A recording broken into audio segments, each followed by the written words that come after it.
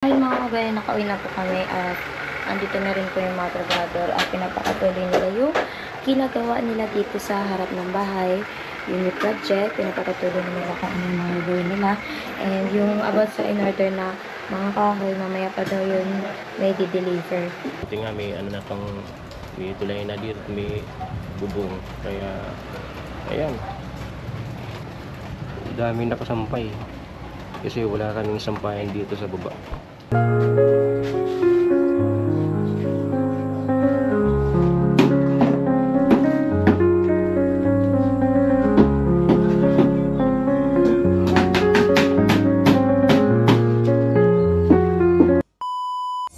I really that much? And breaking these niggas down like a camel. You don't really know you.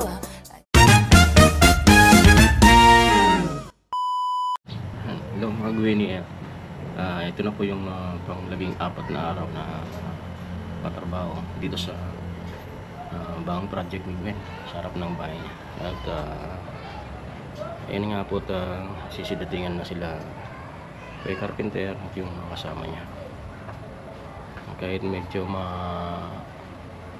parang uulan o kagabi nga halos magdamag yung ulan dahil sa southwest monsoon. Hangin ang bagat ay tumila rin kahit papano.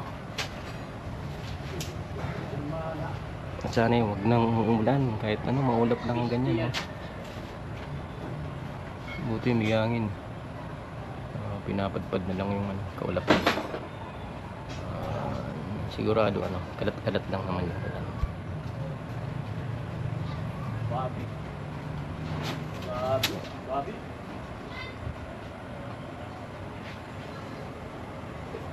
At unti-unti nang naubos tong semento. Sabi ni Kuya Carpenter ay muna daw akong order kasi hindi pa naman maghahalo. Baka mag-concentrate muna sila dun sa biga, mga salo, forma. Sabi niya baka Sabado saka na lang bibili. Kasi tulad nito, parating umuulan, baka daw mabasa lang yung semento at mabuo. Sayang din naman kung ganun yung mangyayari. Kaya kung anong sasabihin niya, kung kailangan bibili ulit, may pambili naman dyan, naka-reserve na yun. Hintayin ko na lang kung kailangan. Ayan na, at may ulan na naman. Kung magiging problema nila, kung lumakas to ay baka hindi na muna sila tumuloy sa pagtatrabaho.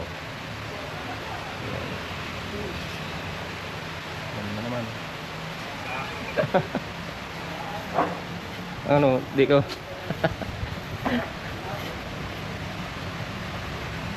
masipon ka mo kiton.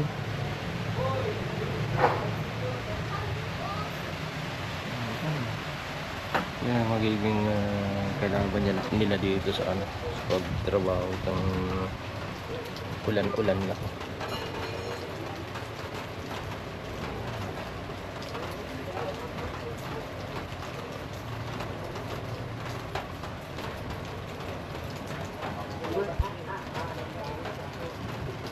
Sana hindi magtagal tong ulan kasi walang magagawa walang magaganap na trabaho.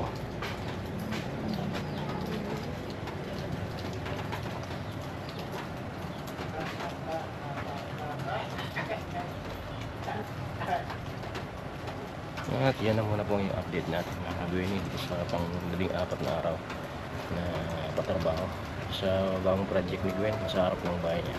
At abang-abang na lang po mga Gwenny. Kahapon nga pala mga Gwenny ay kahapon linggo, araw ng linggo ay hindi kami nakapagtinda dun sa boulevard kasi nga po yung ulan.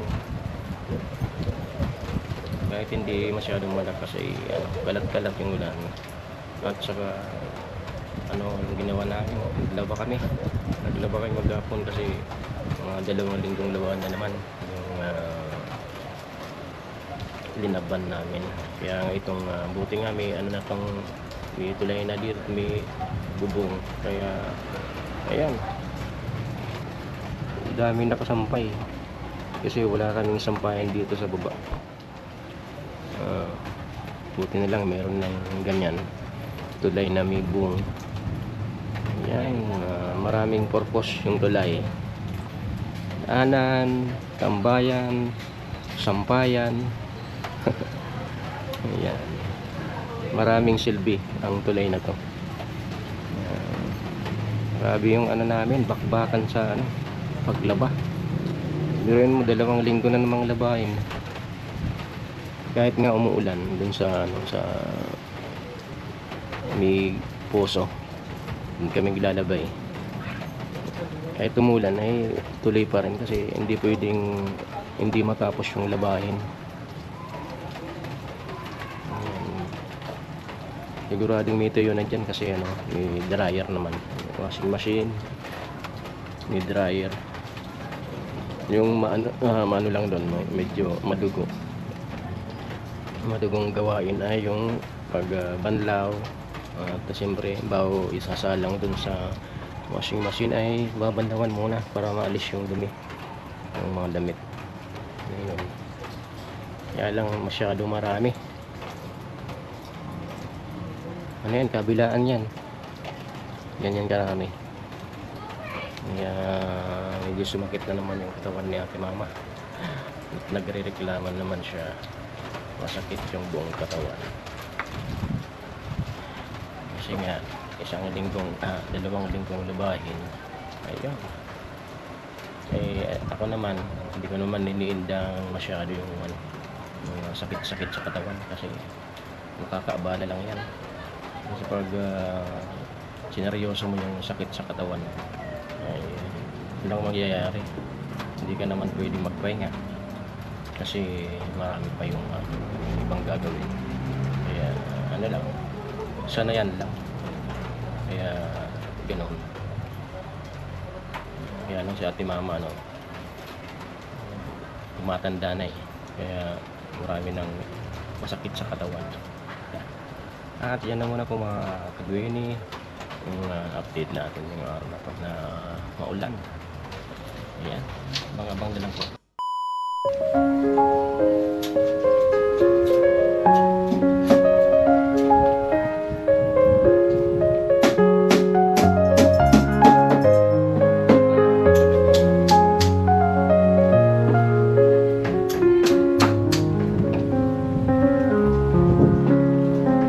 Simulan naman yung hanging abagat, kaya pala ganito na naman yung panahon.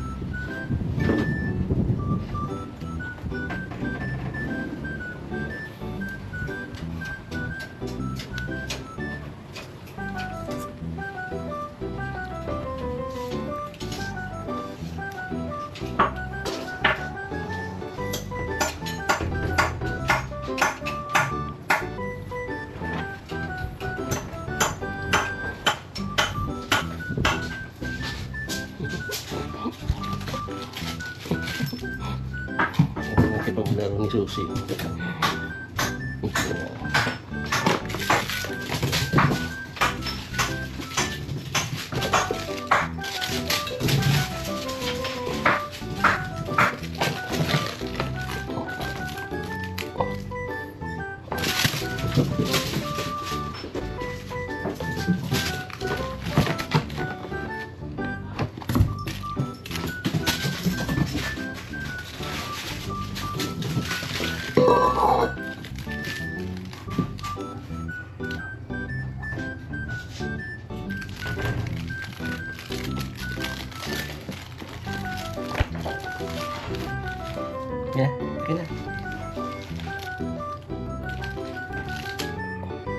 Ayaw bitawan. Ayaw bitawan. Okay na. Alis na ako. Wala ka ng kalaro.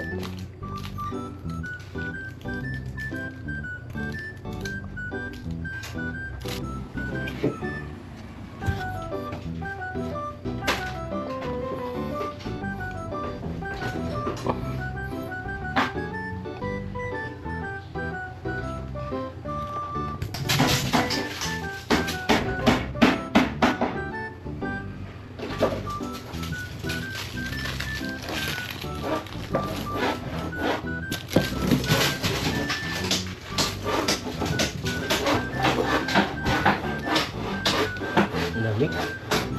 Hindi naman. Lamig susi.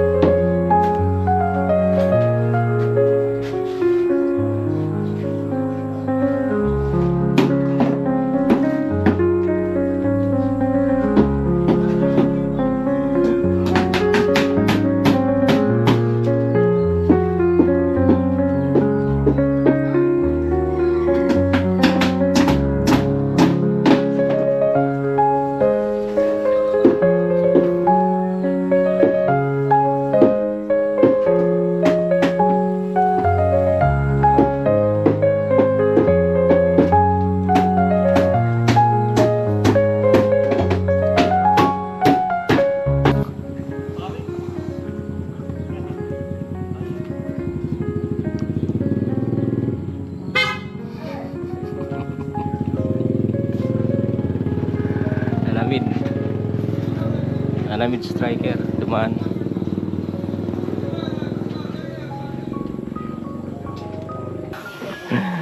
Kulang yung estimate.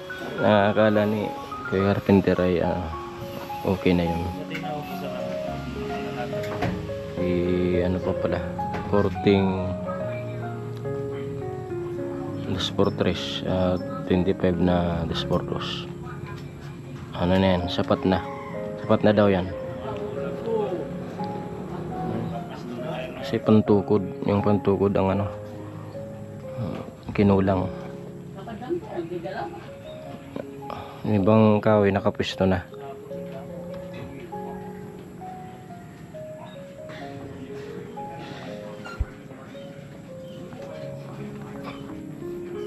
Tama na to. 40 Desportres 25 Despordos. Mga Gwenny, at tapos na po yung kalating araw nila Kuya Carpenter dito sa pang 14 na araw na trabaho dito sa bawang project ni Gwen sa harap ng bahay niya. At kaya nung kanina na kausap ko si Kuya Carpenter at papadagdag pa ng kahoy kasi kulang talaga yung ano, estimate. Kaya nangingiti ako na ganun yung sinabi. Sabi ko, akala ko ano, sapat na yung na-order na kahoy para sa ano, dito sa mga forma at yung pampatibay. Yun pala kulang pa. Kasi yung nasa labas, may ano pa yan, may anong tawag dyan, yung lampas sa na konti yung slab sa harapan ng first floor. Ano, overlay, may overlay sa ano, sa harapan ng first floor, kaya kailangan dun ng tukod pa. At saka dito sa gitna kulang pa rin yung pantukod kahit napakarami na nung kahoy. Medyo malaki kasi itong ano, itong space na pinagtatrabahuan. Kaya kailangan na mapatibay yung mga tukod para, sabi ni Kuya Carpenter, kakayan naman kung hindi natin pagigiin yung trabaho, na baka bumagsak na lang yan kung hindi matibay yung mga tukod. Kaya ayun nga, pero konti na nga lang na ano, yung pagdagdag. Sabi ko nga, okay na ba yun, na wala na bang kulang dun sa kahoy na pahabol para hindi naiiya ako na akala ko kasi ano, okay na yung mga kahoy kasi marami na 100 at saka 180 pieces ng kahoy at meron pang pahabol.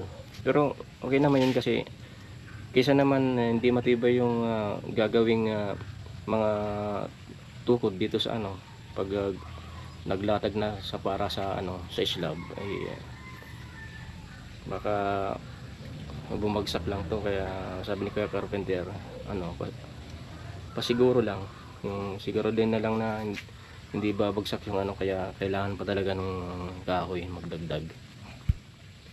At sabi niya kulang pa ng 40 pieces na 2x3 at saka 25 pieces na 2x2. Okay na daw yun. Ayo, wala na bang ano, yung baka kulang na naman pag halimbawa nakapag-order na, baka kulang na naman, kakaya na. Sabi niya okay na yun kasi mas maigi ng ano, sigurado yung mga tukod para hindi tayo mapaya dito sa ginagawa natin na project. Okay, kaya sabi ko, napunta ako kay Gwen at sabi ko, Gwen, may ano na naman, dagdag na kahoy. Hintay ko na lang yung ano ni Gwen, saka maya maya ata o pagkakain ng tanghalian ay punta na ako dun sa ano, lumber, bilihan ng lumber at order tayo ng ano, kulang pang kahoy para matapos na to na malatagan. Kasi pagkatapos itong forma pag nakumpleto na nila yan, di buhos na. Ito yung ano, biga, kumpleto lang nila ano, forma. Tapos buhos na, ayun na, diretso na latag ng lahat ng kahoy pag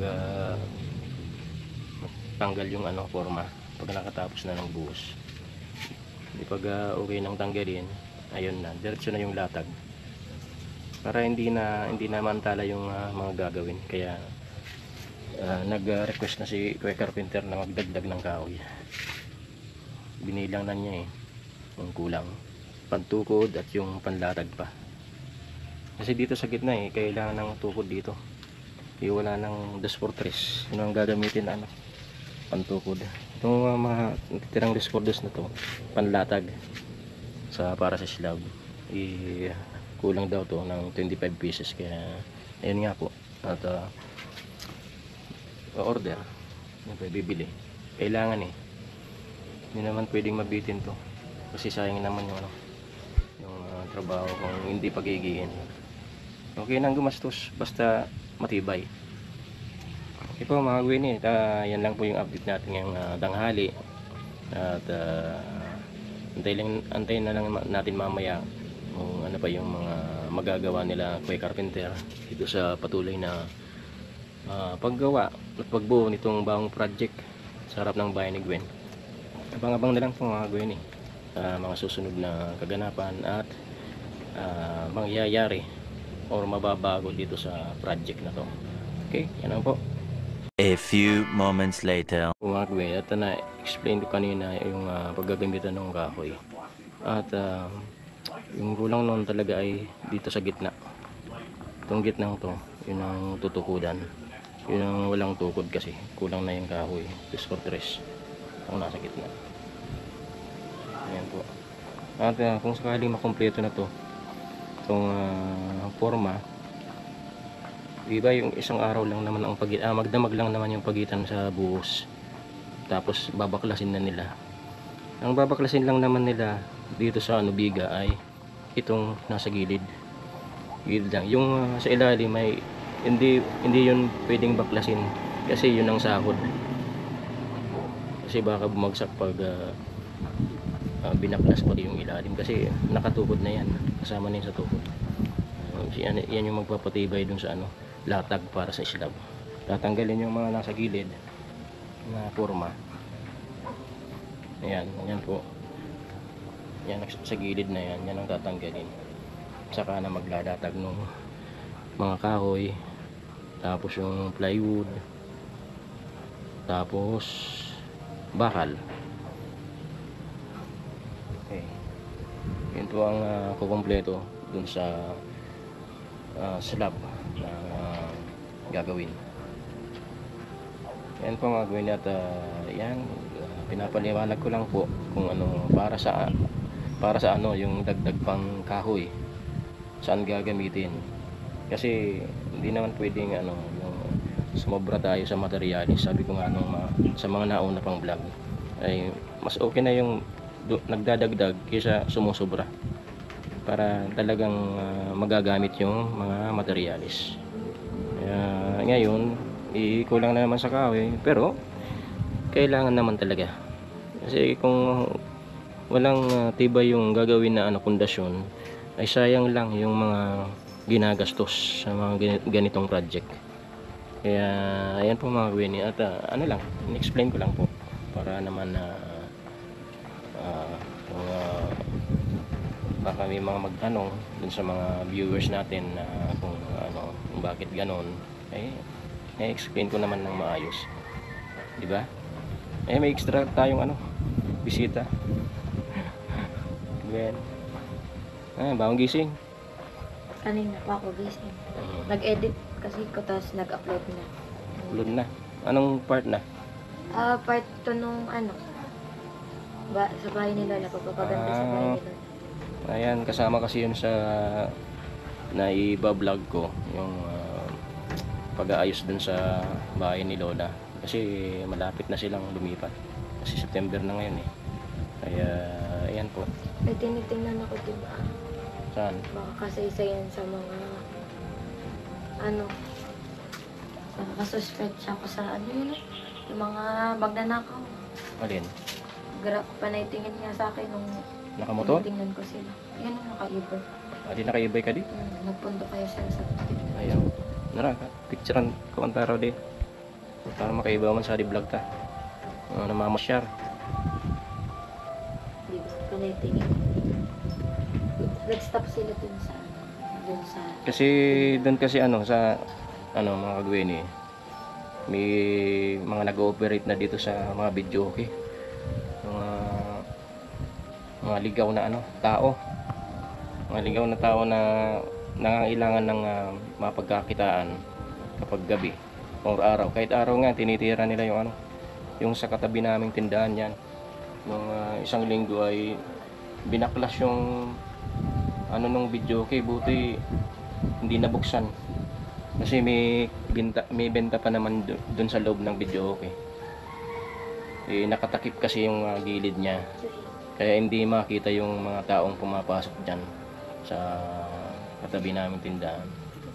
Kaya nung magtanong yung may-ari sa amin kung may nakita kaming tao, ay wala naman akong nakitang tao, kasi tatakpan nga nung trapal. Dahil meron daw nag-operate dun sa video, okay niya, at sinubukang baklasin yung yung part na may pera. Buti na lang hindi nabuksan kasi wala namang susi. Yun. Kaya sabi niya kapag umaalis sila, nagabibilin sa amin na tingnan yung tindahan nila, para naman kung sakaling may magtambay ay may paabot sa kanila kung sino yung mga tambay na yun. At dito rin naman sa amin nung isang linggo meron din dito kahit araw, buti may nagtatrabaho dito sila Kuya Carpenter, sinigawan yung dalawang tao na nag-ooperate din dun sa sa box na kung saan may mga nakalagay na alak, yung ibang tinda sa loob ng box. Araw. Talagang grabe yung pangangailangan nila. Kahit araw hindi sila natatakot. Buti na lang pag sigaw nila Kuya Carpenter ay umalis na lang. Mahirap na talagang buhay ngayon dito sa probinsya, lalo na kung ayaw naman nilang magtrabaho. Kasi yung mga ganyan na mga umaasa lang sa madali ang kita ay tamad yan. Ayaw magtrabaho ng patas. Gusto nila na makakaperwisyo pa sila sa iba para makakuha ng pera. Yan yung napakalaking pagkakamali ng isang tao, maging tamad. Kasi ano pang silbi ng buhay ang tao kung tatamad-tamad ka naman. Tapos piperwisyon mo yung yung ibang tao, ibang nagninegosyo para lang may madali kang makuhanan ng pera. Ayan. Shout out po sa mga hindi nahihiya na mga taong gumagawa ng ganyan. Ayaw magtrabaho, ayaw lumaban ng patas. Kaya shout out sa inyo at good luck. Issue din Sana sana hindi kayo karamahin sa mga gawain yung ganyan. Issue din yun ngayon Ha? sa Pilipinas. Isa Ay, din yun. Uso naman talaga dito sa Contractor and yun. Pilipinas. may mga issue sa iba, Matagal, mga korupsyon. ilang taon na ganun. Ito iba naman tong kaso dito, sa grabing paghihirap at hindi naman kasi yung ibang mga naghihirap din na tao, nagsusumikap silang kumita ng pera para may magastos sila, may pambili ang pagkain. Pero nung mga taong to umaasa na lang sa iba na may makuha silang mga bagay, pera, mga gamit na pwedeng pagbili nila para may pera sila. Pinipili nilang ganong gawain kaysa umanap sila ng marangal na trabaho. Kaya kakalungkot naman yung mga pangyayaring ganyan. Yung mga Kasi ganun dadaan, hindi nag-iisip ng tama, tsaka hindi malawak yung kaisipan kasi hindi Yun sila ang- yung parang diskarte sa buhay. Pero yung diskarte kasi nila, yun yung ang, panguha ng yun ang tamang naiisip nila. Kahit hindi nga tama, pero yun ang tamang naiisip nila. Kasi mas madaling kumita sa ganyan. Yung hindi ka na maghihirap, lakasan lang ng loob, syempre, at kapal ng muka. Kasi kahit umaga, nag-ooperate sila, hindi sila nahihiya. Hindi kasi natsimpo na nandito ako. Yung iba yung nakakita sa kanila. Para mapicturean naman sila o kaya may sama sila sa vlog para naman sumikat sila. Malay mo, makatulong tayo sa kanila. interviewin pa. Ba't mo ginagawa yung ganyang bagay? May Siyempre, ang rason nila, wala kaming pera. Walang pera, kaya Wala kaming pambili ng No, di siya di. Hindi di. Si Kandaki Ala, sila Kim. Kim. Ay si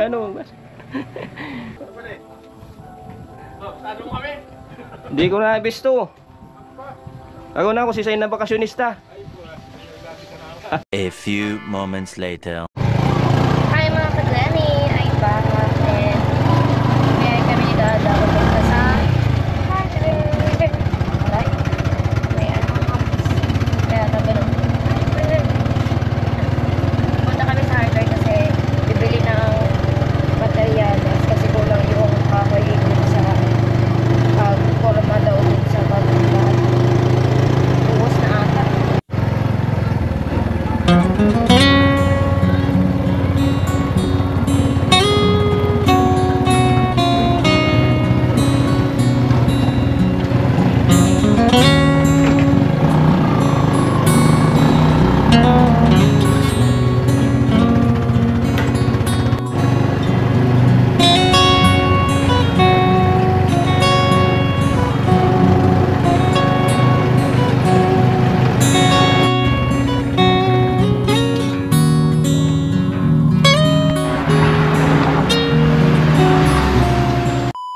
So, ayan, si Dada na yung kausap nung nagbabantay dyan. And, nag-order na malamang. Nag-order na si Dada. So, syempre, dito na tayo sa tricycle. Kasi yung suot ko, kulang sa tela. Ito yung puson. Kaya dito lang tayo sa tricycle at hintayin na lang natin si Dada. So, mamaya mga kagani, babalik ulit ako. Diyan lang kayo. A few moments later. Dahil mga kagaya, nakauwi na po kami at andito na rin po yung mga trabador at pinapakatuloy nila yung ginagawa nila dito sa harap ng bahay. Yung project, pinapakatuloy nila kung ano yung mga gawin nila. And yung about sa in-order na mga kahoy, mamaya pa daw yun may di-deliver. So, ayun. Stay updated mga kagaya. And transfer muna ako ng mga videos para tuloy-tuloy ang upload natin everyday sa YouTube channel ko. So, maraming salamat po sa lahat ng sumusuporta at sa patuloy na pagsuporta po sa akin. At sinusubaybayan niyo palagi mga uploads ko dito sa YouTube channel ko. And thank you din po sa mga nanonood sa mga vlogs ni Dada. So, ayun. Mamaya babalik po ako. So, ngayon, matutransfer na kami ng videos and ipapasa ko muna to kay Dada para stay updated kayo. So, babayin mo na.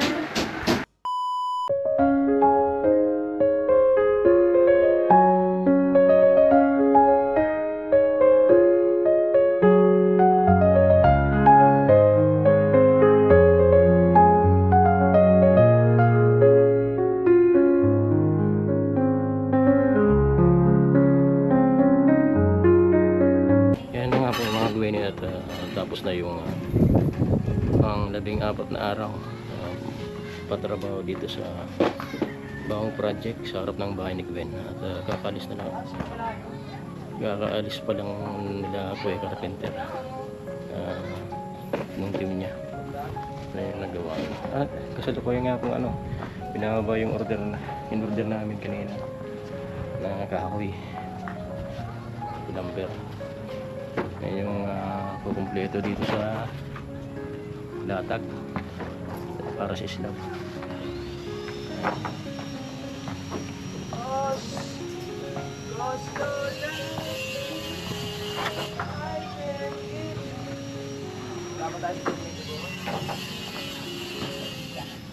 Dito lang yung lang yung kulang na hindi pa na paparisan forma. Sa palibot ay kompleto na. Ito na sa gitna. Tapos dito sa yan.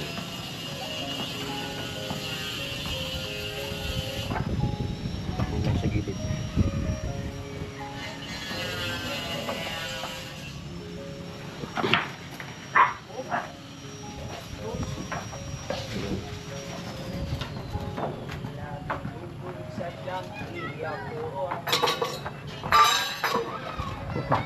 Yung mga latag niya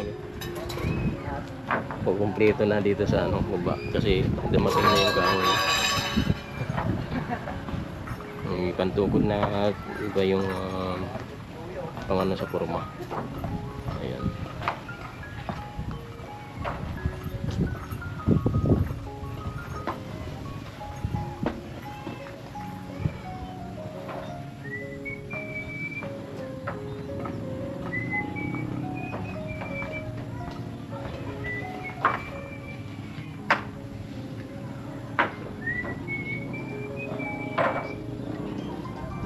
At ayan po mga Gwen at gumaganda na nga po yung itsura itong project na ginagawa.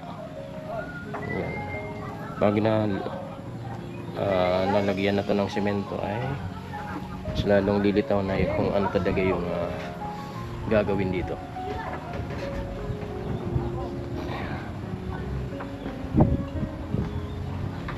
At yan na po muna mga Gwen yung update natin ngayon. At abangan natin bukas sa ika-15 araw na patrabaho doon sa project sa harap ng bahay ni Gwen. Abang-abang lang po mga Gwen. Yan lang po. Hey mga Gwen, I'm back. Pero yung babalik ko is na umagahan na. Pero still, tumupad ako sa usapan na babalik ako. So, magka-closing lang ako, ganon. Pero, ayun, napanood nyo na din kahapon yung kaganapan dito sa harap ng bahay at unti-unti nyo na nakikita kung ano yung project natin. So, ayun, maraming salamat po sa lahat na sumusuporta po sa akin at sa mga manonood natin na patuloy na sumusubaybay sa mga uploads ko, sa mga vlogs ko, at sa pag-support din po kay Dada. So, ayan, abangan po natin ang mga susunod na i-upload ko po. Bye muna!